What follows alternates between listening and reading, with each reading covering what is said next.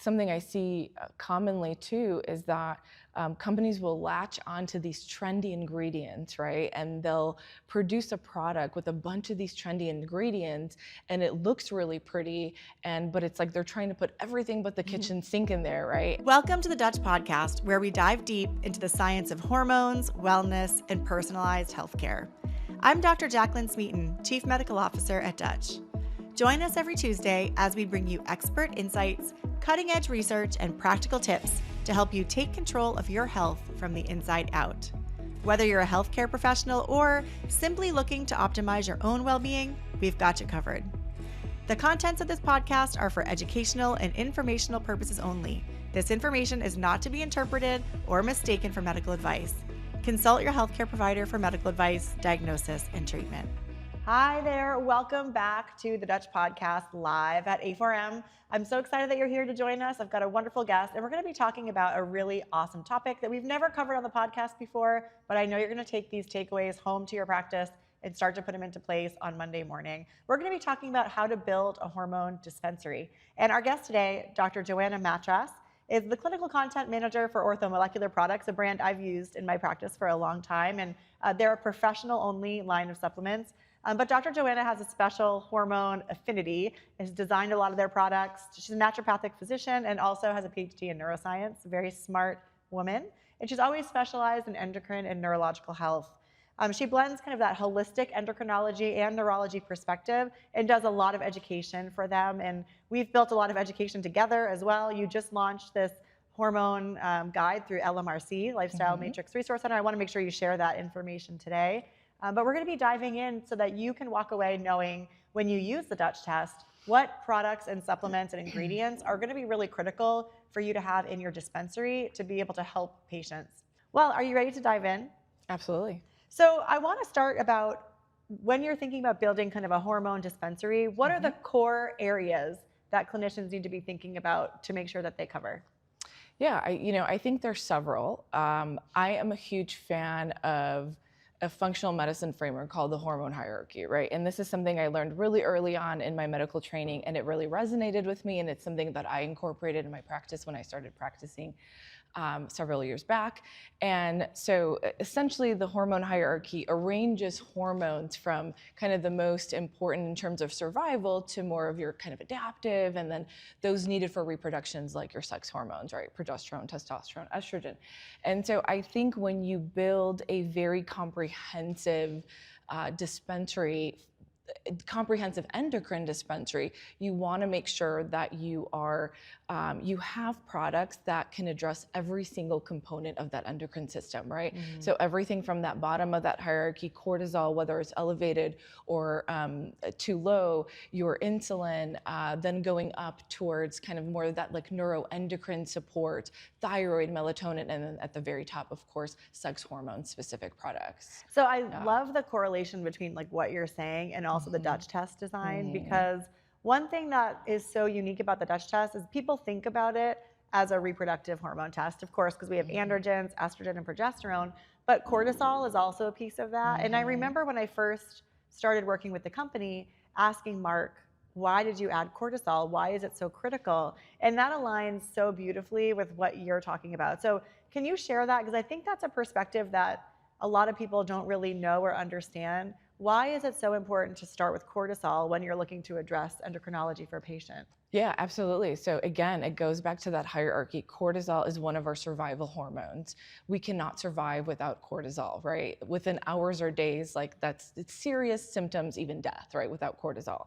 But what we see in the research and what is supported in kind of clinical practice is when there's cortisol dysfunction, whether it's too low or it's too high, that has a tendency to affect all of those other hormones, including thyroid, including melatonin, many of those neurotransmitters, and your sex hormones, right? So if you have a hormone practice and you're looking at only those sex hormones, I think you're missing a really big opportunity by not looking at cortisol levels, both diurnal and I think even cortisol waking response, and how that is affecting all of those downstream hormones, including sex hormones. Yeah, it's something that I think is really coming to the forefront. And even functional medicine, we've always talked about HPA axis dysfunction, but I think because that Hans Selye model and the whole adrenal fatigue model, we know isn't quite the right descriptor.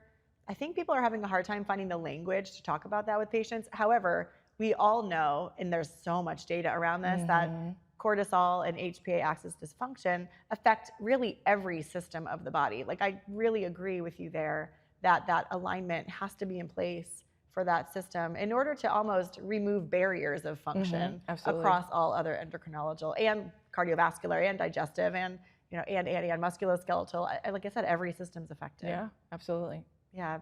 So let's talk a little bit about the products or the ingredients that people should be thinking about when we talk about cortisol. Really, it depends on whether we're trying to support cortisol and increasing cortisol, right? Or there's really high cortisol, and now we're looking more at adaptogens to try to blunt some of that cortisol. So some of my favorites, of course, classic ashwagandha, rhodiola, eupatorium. These are things I love. Chinese skullcap. When I think more about raising cortisol, that's more like licorice, right? Things like that. So it really depends. Are we trying to raise cortisol or lower cortisol because of high cortisol levels on Dutch or, you know, even serum? What are you seeing more commonly? I mean, I think I used to, when I learned adrenals, I always think about, I learned more about the ginsengs and the licorice. And I think at that time there was more, let's call it stressed and tired picture amongst my patients. But now it seems like that stressed and wired is so much more common. Yeah, you know, I don't know if I see more of one over the other. Certainly it depends. You have those patients that are severely depleted. We're talking chronic stress, right? And then of course, in those patients, we see typically those low cortisol levels, low cortisol awakening response, low diurnal cortisol. And then yes, we're looking at ginsengs, licorice, et cetera. And then those more acutely stressed patients, they tend to have high cortisol. Or you see, and one of the reasons I love doing Dutch tests, especially in PCOS patients, a common pattern for them is they actually will have low normal cortisol, but their cortisol awakening response is elevated, right? So that's something maybe I wouldn't have caught or known about if I didn't do like a full cortisol assessment. So, you know, there's a lot of nuance there and things that you can help, you know. This is more precision medicine now, right? We're really trying to target, are we increasing, are we decreasing? And if we don't do this testing, if we don't get really specific, it's hard to pick the right treatment for that patient. Yeah, I'm excited to hear you advocate for the cortisol awakening response. I think a lot of people aren't aware of what that is, which, you know, typically, well, with Dutch, let's just talk about it with our product. We have two. We have the Dutch Complete, which is urine only, and then we have the Dutch Plus, which is urine plus saliva. The advantage of the Dutch Plus, which is the one that you order, that you're talking about, is that in saliva, when we measure cortisol, saliva is a snapshot in time. Urine, of course, takes hours for your whatever is in your bloodstream to filter through your urine and exit. But with the Dutch Plus, you get 3 samples you collect right at waking, 30 minutes after waking, and 60 minutes after waking in saliva. And so we're collecting more time points of cortisol. You're still collecting, you know, the midday, dinner, bedtime. But then what you're able to do is see the cortisol awakening response. And the data around that is really interesting. In fact, I'm seeing more literature published around the cortisol awakening response now, really mimicking almost like a stress test, an ACTH stimulation test or a stress test. What they're finding is it's a good marker for resilience of the HPA axis. It really, waking up is a stressor. We all know that, we all feel that. But waking up is a stressor to the body that responds with cortisol. Yeah, absolutely. Yeah, it's great to see that. And there's data showing whether the response is too high or the response is too low.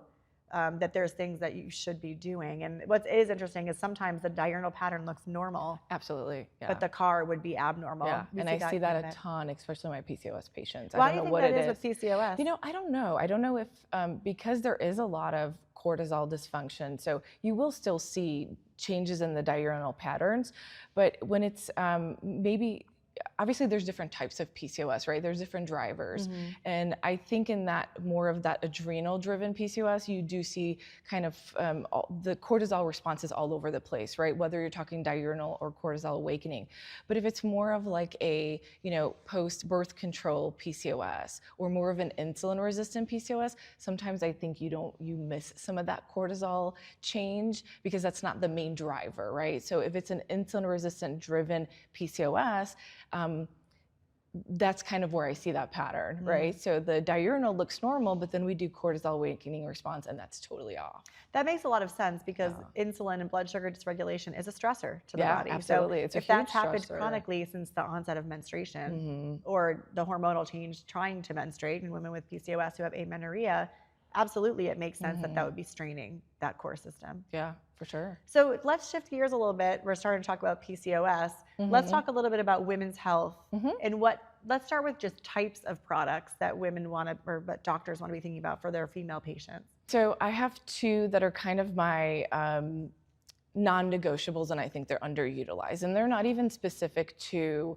women's health. So one is a really solid multivitamin. I think you can't go wrong with that, especially, you know, we unfortunately have some of that USDA data looking at, you know, what our crops look like due to like kind of soil mineral content, and how we know that some of these key nutrients are now depleted just due to kind of modern agricultural practices. And so even if you feel like you have a great diet and you're eating really well, I think that's just, you just need to be on a multivitamin. But the second, which I think is also underutilized, is fiber. So only 7% of Americans get enough fiber in their diet. And so getting fiber is difficult, but it's not only getting the recommended daily intake of fiber, but also the diversity in the fiber, right? So not all fiber is the same. We have our soluble or insoluble. We have resistant starches, resistant dextrins, and we know that there are certain bacteria in the gut that have a preference for certain fibers. So if we're not getting diverse amounts of fibers, we're not actually, working towards a diverse microbiome. So I think fiber is super underutilized. And not only that, but most female hormone patients have some kind of gut dysfunction, right? It is a spectrum. Sometimes it's quite severe. Sometimes it's just some dysbiosis. So I think that's just something that is foundational to all female hormone health. You know, I love that you're talking about that. And I think our listeners might be surprised to hear fiber show up in a hormone dispensary. Yeah, absolutely. You know, there's so much really great research now looking at the microbiome and how it affects sex hormones, how it really affects all of our hormones, cortisol and insulin and thyroid, melatonin. And so I think we're in a place now, and this is exciting for me because as a naturopath, and you can probably relate, you know, we've been preaching about gut health for such a long time, and now there's such a robust body of evidence showing that relationship with the microbiome and hormone levels. And so that is why it's truly the gut, and even inflammation is the true foundation to supporting all your hormones. It's very satisfying as an naturopathic doctor. There's some things that have, like, you learn in school that, you know, that leaky gut syndrome. I mean, I think naturopathic doctors started talking about that in the 70s. Yeah. And they were very highly criticized. And even when I was in school, it was such a controversial topic. Oh yeah, there's the NDs talking about like candida and leaky gut. But then you started to see studies come out on what they called hyperpermeability syndromes.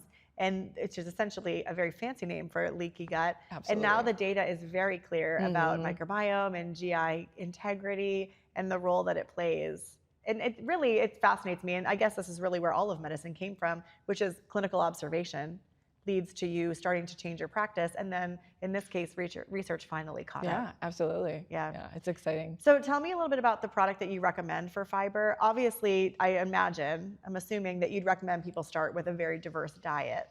Oh, absolutely. That's first and foremost. Working to support diet and increasing fiber from their diet.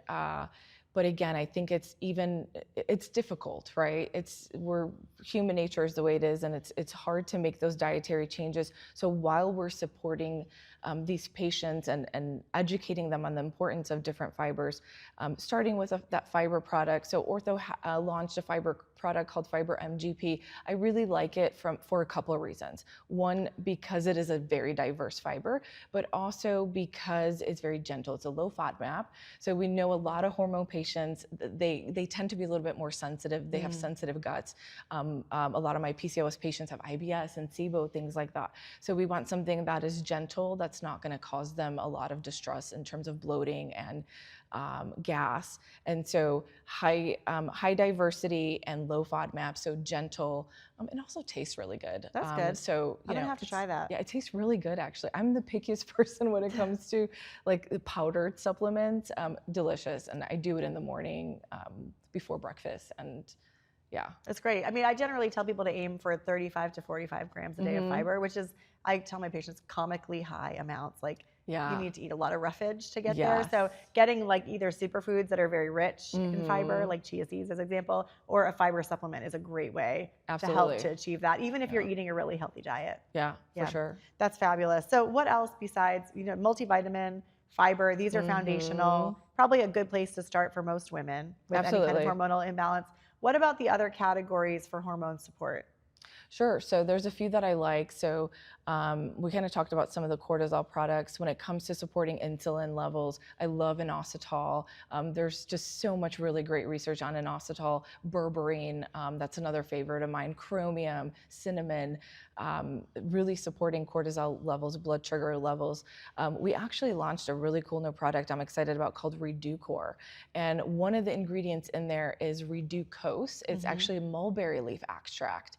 And what this extract does is it blocks starches from being digested into glucose. So it blocks that glucosidase enzyme at the gut level. And so when when you intake something that has glucose, something sugary, and you take it almost like a digestive enzyme, but it's like the opposite. So it slows down that breakdown from that starch to glucose, and it lowers blood sugar and insulin by up to 40%. That's what incredible. The research shows. It is such a cool product. So is that taken right before meals? Right before, 15 minutes to right before meals.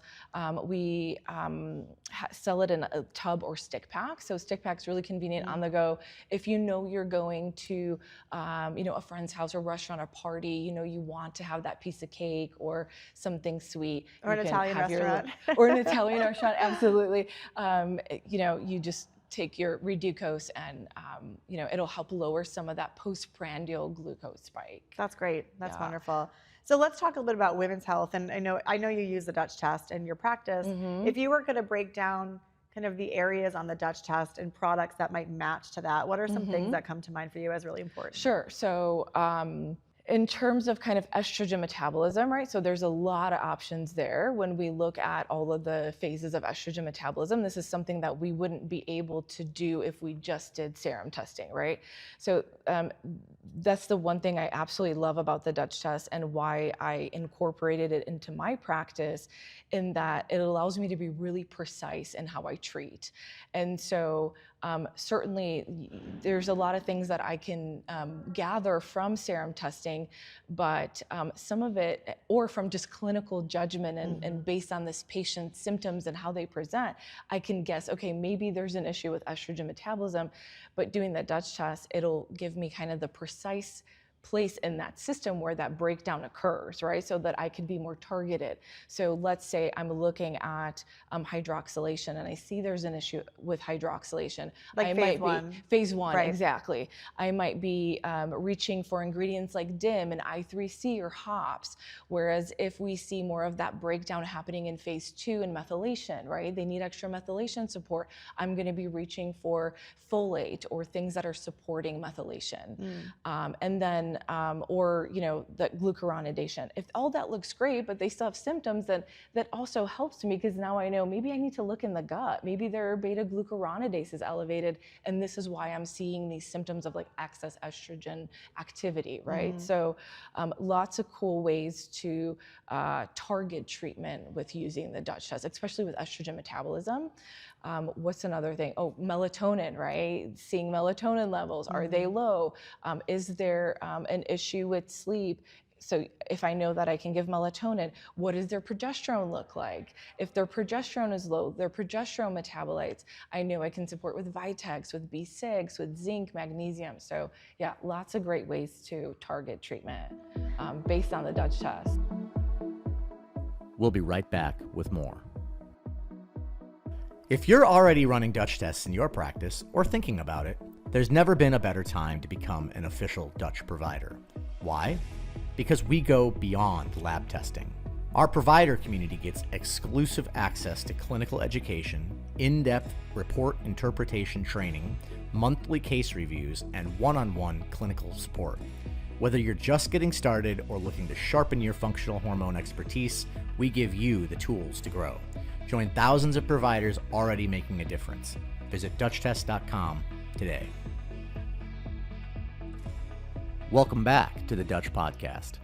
Another really interesting thing that came up, I heard Dr. Jones speak on Thursday, and she was talking about the role of the gallbladder and of bile acids. And really, I've not thought as much about bile acids as I will now, but really, we know that estrogen clears the body or enters the gut through the bile.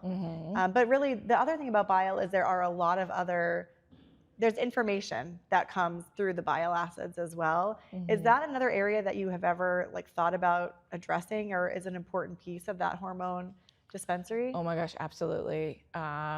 I love using cholagogues. So most of my hormone we try to support just gut and digestion in general, whether that's digestive enzymes or things that support bile release and bile synthesis and that flow of bile. So absolutely, I think that all goes back to that foundation and that gut support, right? That's a part of that.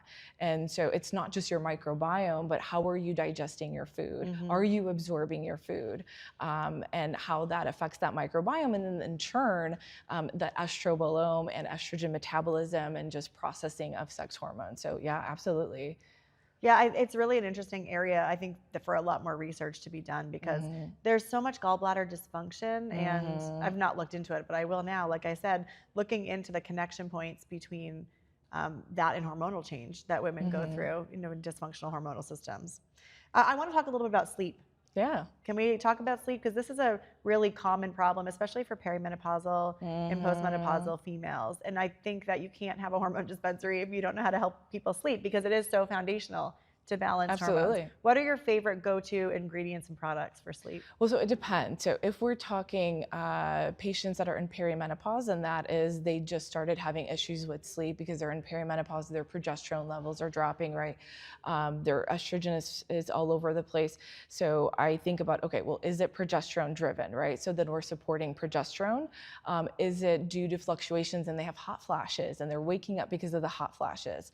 An ingredient I love for perimenopause that is very comprehensive and kind of targets all of that. It's called Rapontic rhubarb root extract. I love this ingredient mostly because, one, it has a ton of clinicals on it, and it has estrogen receptor specificity. It only binds to estrogen receptor beta, which we know is kind of that more safe route, and it doesn't cause proliferation, right? Like estrogen receptor alpha.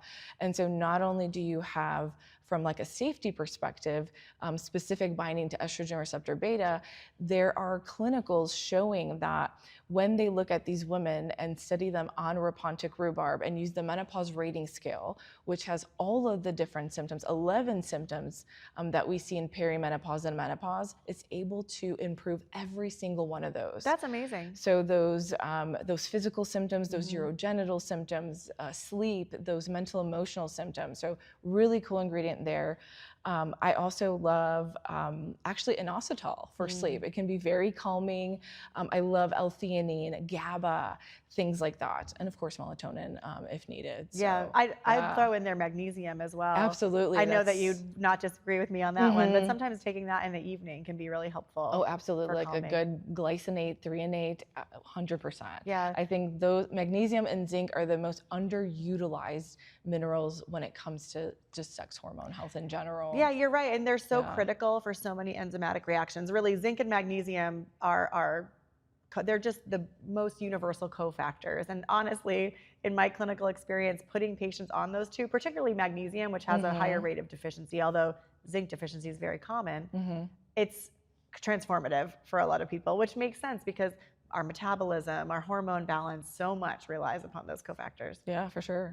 I want to talk about the Rapontic rhubarb a little bit more, and specifically with women with perimenopause, because I think this is a really challenging time to treat, or in life, in the kind of reproductive lifespan of a woman, because it can be so unpredictable. With perimenopause, you can get very, very high levels of estrogen, even higher than they go when they're cycling. Yeah. You also can have really low times we tend to see lower progesterone, and of course with aging we see lower testosterone. But tell me a little bit about how you serve that group of women where you see so many hormone fluctuations. Is the Rapontic rhubarb helpful during that time? Because I think a challenge is getting them on hormone therapy. For example, they might feel great on progesterone sometimes this cycle and then get hot flashes. Other times it can just be so tough. Yeah, I think you're right. So it's that very early perimenopause phase that I think is the trickiest, right? Because yes, that progesterone's going up, but that estrogen is fluctuating. It's not a decline in estrogen like you see with testosterone that is gradual, right? It's that erratic up and down. And like you said, sometimes that up means much higher estrogen levels than even when they were cycling, and then that low can be very low. Yeah, I hear that with DIM actually a lot. And I hear this from patients and from practitioners who say, my perimenopausal women, they have all these estrogen dominant type of symptoms, breast tenderness, bloating, like they're not feeling great. So then I put them on DIM, which we've published on DIM actually. We'll link in the show notes because we've published what happens when women take DIM premenopausally and postmenopausally. And they go on DIM and they feel great for a couple of weeks, and then they hit the luteal phase, and then it's so low they're getting hot flashes. So you really need something to kind of smooth the edges, a little bit more of an adaptogenic approach. So those patients, I love to do the Rapontic rhubarb, I love to do DIM, but then I'll also add something like a hops, which not only helps that phase 1, or not even DIM, you can just do hops. And so you're not only helping with that phase 1 estrogen metabolism, but some of that symptomatic picture in that early perimenopause phase. So yeah, really cool. I love using hops in that phase. So one thing that I want to make sure that we cover today, which is near and dear to my heart because I spent a lot of time in the supplement industry, is quality. Yeah. I mean, you can walk the show floor. We're here at A4M, and we have some brands who are so reliable and they're really quality focused. And then other brands that are newer and maybe just don't have the expertise to do that. And I remember when I used to work for a distributor in the space, and we did a lot of inspections of facilities, and the good brands, Ortho is one of these that comes to mind, the percentage of ingredients that you receive in-house and test and reject and send back to the manufacturer is quite high because they're all being shipped internationally, and you do this kind of testing before you mix them in. But you know what happens to those? Somebody else buys those ingredients that failed your testing.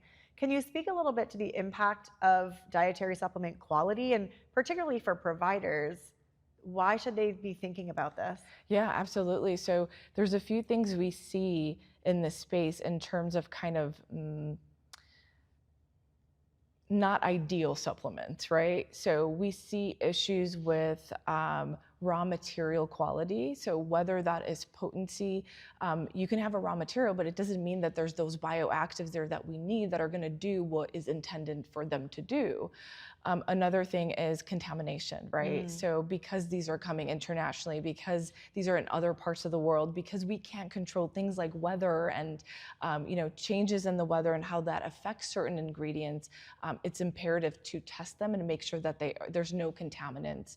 Another thing, of course, is if you're using a raw material and it has the bioactives, are you providing that therapeutic dose that is researched, right? Just because that bioactive is in there, if it's at like a tiny amount and it's not what's clinically researched, it's not gonna be an efficacious product, right? You're not gonna get the desired effect. But also, when it comes to some of the contaminants and fillers, those can actually make a patient worse. So clinicians have to be very careful. I think particularly with hormone sensitive conditions, those tend to be even more sensitive to some of those changes. And so it's important to ensure that wherever you're getting your supplements, you have a relationship with that company. You understand their manufacturing practices, their dedication to exceptionally pure and quality raw materials that will have the bioactives, but also at the clinically therapeutic doses. I'm so glad you said that because I see that so much. I call it window dressing. It's like you make it look so good from the window, but when you go inside, it's like nothing in there. And my patients used to bring things into me where they're like, look at all these ingredients. I'm like, yeah, but there's only 25 milligrams of vitamin C. Absolutely. Like, it's probably not gonna be enough to protect your immune system. And you could go, line by line by line. And that's a strategy. It's a marketing strategy. And consumers don't know the difference. But as a provider, you have to kind of cut through that. Absolutely.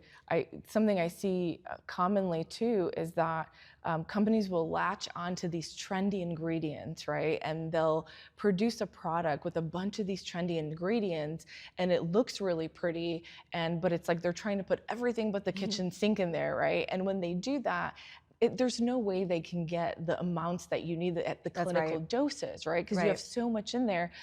If you do that, you're making an extremely expensive product, and then you can't compete in that consumer market, right? Those two things don't really reconcile with one another, right? So, yeah. Yeah, there's a couple things that I typically recommend people look at. Like, I think the use of branded raw ingredients is a really good screen, because those tend to be more expensive. They go through higher screening, and you see a lot of the professional brands that will do that. That's one thing. I think the adequate ingredients, I generally, are there any that you would say, take a look at the chromium and the vitamin D or whatever on it, where you're like, these are the ones that are oftentimes underdosed, that if you can see it dosed properly, it might be a better quality product? Yeah, there's several: inositol, chromium, berberine, hops. Choline is another one that comes to mind. Yeah, when you think about like prenatals, right?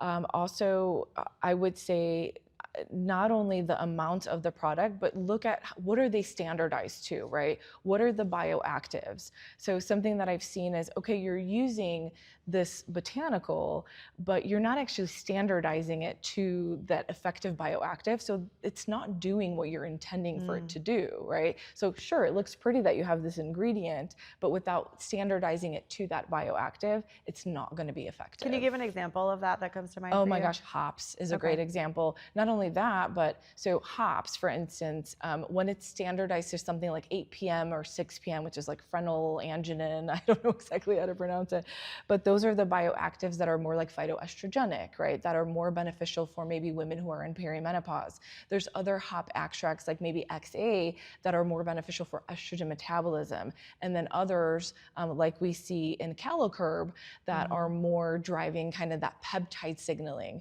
right? So it really depends on not only the bioactives, or I'm sorry, not only the amount of the botanical, but the bioactives. I'm glad you brought up CaloCurb, because that was something that I wanted to talk about. And really, we focus a lot on, HPA axis and reproductive hormones, but of course, insulin and our metabolic health is a really critical hormone system that's in need of support for so many people. And we have this rise of GLP-1 and other GIP and these other peptides.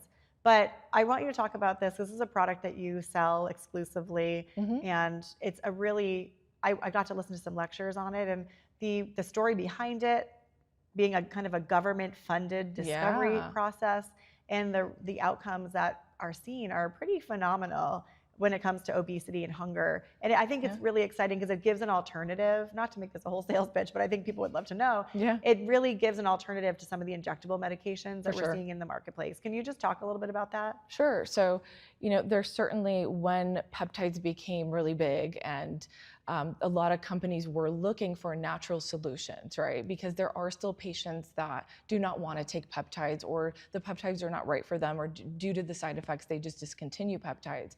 And so having a natural solution obviously is something that everyone kind of is like, oh, well, if we find that, that's awesome. And so there was a couple of companies that tried that, but when you look at the research, it just didn't cut it. So I'm excited about this. It's a hops extract, and it is made in New Zealand. So like you said, the government of New Zealand actually funded this entire project to find these bioactives that could naturally stimulate GLP-1.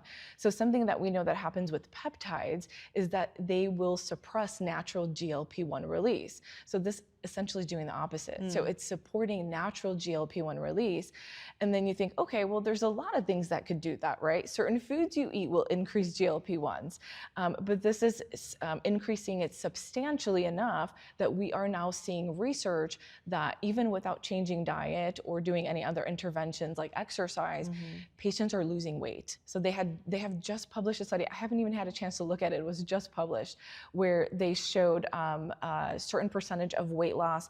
And what's important here is that all that weight was fat. So no muscle loss. Oh, that's nice to right? know. Something that we see with peptides, and that's concerning. So yeah, really fantastic alternative. I'm really excited about it, to use it for my patients in my practice. So yeah, I'm glad you shared that, because I think especially we have a lot of people that aren't prescribing pharmaceuticals. I think it's probably a nice alternative, based upon the data. There's clinical trials on it. It was Absolutely. really well researched. So anyway, I'm glad to talk about that.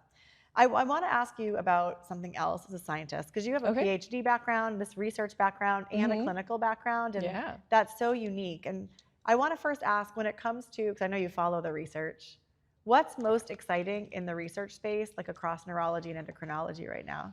Oh my gosh, hands down, all that microbiome research.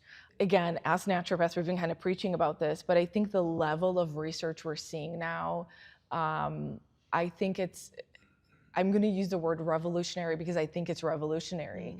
And not only from the space of, okay, how does that microbiome affect all of these different conditions, but also kind of going towards that more kind of targeted now treatment based on individual microbiomes, right? So there's some really cool research even in fertility where they have been able to make models and predict IVF outcomes just analyzing that female's vaginal and gut microbiomes, right? That is so cool. Yeah, I think about the work of Robin Rose, like her data is almost unbelievable. Like literally, you're like, there's no way the outcomes can be that good. Yeah, absolutely. Yeah. And same with neuro, right? So we've talked about kind of the gut-brain axis for a while, but I think we're at a point where it's just undeniable that it is one of the main contributing factors towards the development of neurodegenerative diseases, cognitive decline, even mental emotional conditions, when I think depression, anxiety. And so it just gives us an additional therapeutic potential for these patient types. It really gives that another element of that foundational, you have lifestyle, you have nutrition, movement, but gut health and microbiome health seems like it needs to rise up as a really critical foundational element. Yeah, absolutely. The other thing I want to ask you about is because you're in clinical practice as well. So how do you combine, because you're looking at the research, you're looking at what's out there for ingredients, you're obviously sitting with a patient and hearing their story. You're looking at lab assessment. How do you synthesize all that information in that kind of precision medicine way to find the best approach for a patient? Well, it's not easy, right? So it's like, how do you make the time for that? Yeah, it's really hard, and this is why I like kind of having this dual. I still see patients, but I work for ortho, and because my role there is clinical education, but also R&D and formulations, I have to be on top of the research, right? So it almost forces me in a way, which I'm grateful for, but I think we owe it to our patients to ensure that we are on top of the research, and it doesn't mean you have to be sitting every day for hours reading research articles. You can subscribe to something like Medscape alerts or something, right? And read the things that you specialize on. Make sure that you stay up to date, because our patients are smarter and smarter, right? We live in the digital age, so they have access to a lot of information. I will say both good and bad, right? Because they're also getting a lot of false information. But I think that makes it even more important, because it is our role to then educate them when they come in and say, well, I heard this influencer cured her PCOS with this product, so I bought it. And I have to say, well, what's in it? This is actually the research. This is the reality. And explaining that to patients and understanding the research, I think is really important. So I make an effort. I don't have a ton of time, but I spend a little time here and there to do that. So yeah. I do feel really lucky working with Dutch, and this is similar to what you said, that we're paid, to be spending time looking at research, and it puts you back to that full-time clinician role where you really have no time, and you're responsible to generate revenue for your practice with as much highest percentage of your time as you can. That it's tough to stay on top, and I think that's why you and I are both so passionate about education, because we get the chance to do that. It is really a gift, and how to synthesize it and translate it for people. I also, just a couple of tips, because I love that you're sharing, like, here's how I stay on top of the research. A couple of things that I've done is built in PubMed, like search delivery into my email inbox, which that's a free tool. And that's a really nice way. You can put in keywords that are really critical. Maybe you want to follow, I don't know, semaglutide, or for me, I have like AMH or estrogen metabolites, and every week I get a summary of all the abstracts that mention that. You can put filters on it. It's not perfect. You get some animal studies, or like sometimes I'll get like cow fertility data. Like, I don't care about alfalfa intake and cow fertility, but you can get that delivered in like a title or an abstract, and very quickly look and say, are there any papers that are critical that I should open up and read? So as we kind of wrap today, what are the key takeaways that you'd give if, let's think about a naturopathic doctor right out of school, or someone who's a conventionally trained MD who's transitioning into precision functional longevity medicine. That's who we're sitting with here at A4M. What advice would you give to them about supplements, about supplement dispensaries, specifically if they're doing hormone management? Well, first, establish relationships with the companies that you're going to be using as far as your supplement companies, right? Something that like we encourage at Ortho is our practitioners coming to visit our manufacturing facilities, right? We have an entire team that's dedicated to answering questions from our practitioners related to quality and testing and things like that. So develop those relationships. And of course, most practitioners don't use one company because not every company will have every single product you need. But start with really do your due diligence, do your research, and if you can set yourself up with really quality companies from the get-go, you're going to save yourself a lot of headaches in the long run, because you're going to start off strong. You're going to use products that you know are efficacious and that are actually going to help your patients. So I think that's one. To spend a little time, educating yourself on, what is actually functional medicine, some of the functional medicine testing, right? Look into them. What is the research behind that test? Things like that. And, talk to other practitioners, right? That have been doing this for a really long time, that have a sense of which companies can I trust, based on not only supplement companies, but testing companies as well. Great. The last thing that I want to make sure we don't leave without talking about is the work of LMRC. Yeah. What is the LMRC? And you've just done a hormone educational, I don't know what you call it, package. Yeah. So can you just share that with people as well? Sure. And we can link to that so they can get more information. Perfect. So the LMRC is a sister company of Ortho, and it was created with the goal of only creating educational material for doctors. And it's Lifestyle Matrix Resource Center. Yeah, okay. So Lifestyle Matrix Resource Center. And so our clinical team creates the clinical content for the Lifestyle Matrix Resource Center. And we have just wrapped up creating the Hormone in Practice Guide. With Mark Holdhouse, right? Didn't Mark participate? Or you have practicing clinicians who also contribute to the development? So we do sometimes. Okay. So for the Hormone in Practice Guide was co-written by myself and Dr. Kate Platzek. Okay. So she's a PhD, she's a writer, right, medical writer. And so her and I co-wrote this, and we had some contribution, obviously, from different clinicians in terms of cases. But for the most part, I wrote this with Kate, and the purpose of it is to help practitioners who are not only new to functional medicine, but even seasoned, to get little kind of clinical pearls and nuggets. It's fully referenced, 200-page guide, and goes through functional testing and goes through the hormone hierarchy and different functional frameworks. There's complex clinical cases. We talk anything from kind of basic things like how to understand a menstrual cycle and almost use it like a fifth vital sign, right? To understanding genomics and more kind of complex environmental testing and things like that. So that's a resource. It's very inexpensive too for what you get. I had my chance to hold it in my hot little hands on Thursday. It's beautiful. Like the graphics, the content is so valuable. So, and I know you have this for many other conditions beyond endocrine within LMRC. So I'd encourage you guys to take a look at it if you're looking for more really reputable resources that are clinically oriented. So it's a fabulous tool. Thank you. Well, Dr. Matras, thank you so much for joining me today on the Dutch Podcast. It's been awesome to have you. Thanks for joining us on the Dutch Podcast. Join us every Tuesday for new conversations with leading functional health experts. If you like what you've heard, be sure to like, follow, and subscribe wherever you get your podcasts.